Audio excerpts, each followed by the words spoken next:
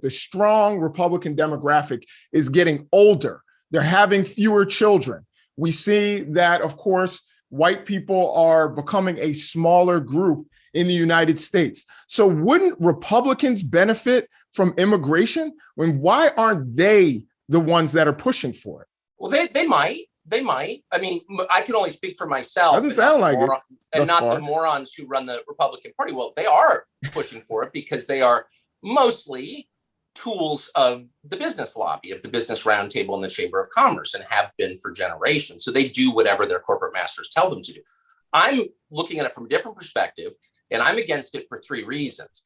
One, it loosens the labor market in a way that lowers wages. If you have more willing workers, they get paid less. It's super simple. It's the Bernie Sanders opposition of course to illegal immigration. It's really a traditionally left-wing, labor-oriented point of view, but it's just true. Yeah. It's just like economics 101. That's the first reason.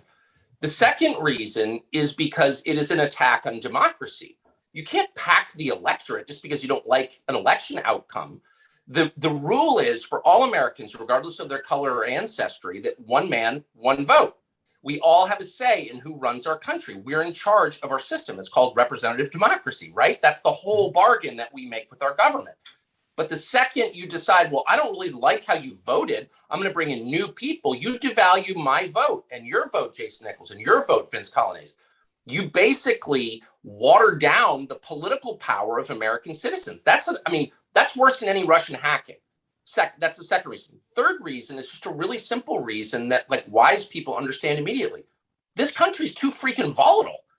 That our society is coming apart. The country has no unifying belief. There's nothing that the majority of Americans have in common anymore. And it's super important that we do, or else the country will literally break apart. That's the nature of countries. They don't hold together by accident or because they have a common flag. There has to be a common belief. And this endless churn of new people who don't speak the language, who don't understand the traditions, the history, the culture, but Tucker, hold on. You crazy. But Tucker, you just said that a lot of these people have traditional conservative views, right? Yeah. A lot of people from Latin America are Catholic. 55% of Haitians are Roman Catholic. Exactly. You have that. So if they have those values, why you just again said that they don't have the same values that we have. No. That's what I'm trying to figure out is at one point you're saying you're missing it. And I'm not. So every time I say this, first of all, they want to say it's some sort of conspiracy theory. Again, I'm just repeating what they've already said and are continuing to say. A Washington Post columnist said it last week. So I'm just taking their talking points and explaining what they mean. Sure.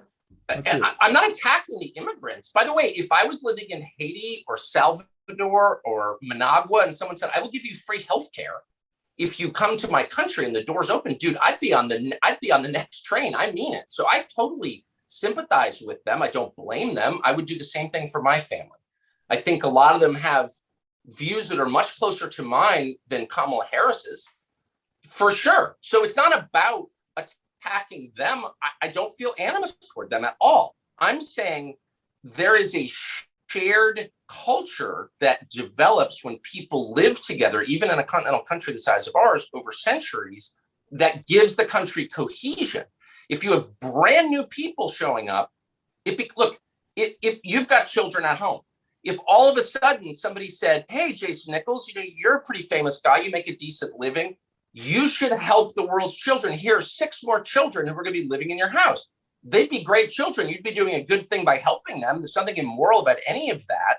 But what would the effect on your own children be? They'd be like, I don't get to see my dad. It would be a chaotic scene at your breakfast table. Trust me, you know that, I know that. The countries are not so different. If you import 1 million new people a month who don't speak your language, who have no understanding of your culture, no shared history with the people who already live here, dude, your country's going to get super chaotic. I mean, we went through this 100 years ago. That's why we put an immigration moratorium on the 1920s, like a cooling down period. Let's calm down. We're all Americans. We're closing the borders. Doesn't matter if you're Italian or Greek or Polish, Jewish. We're all in this together now. Let's rediscover what unites us. We need a moment like that right now. But even if we were for it,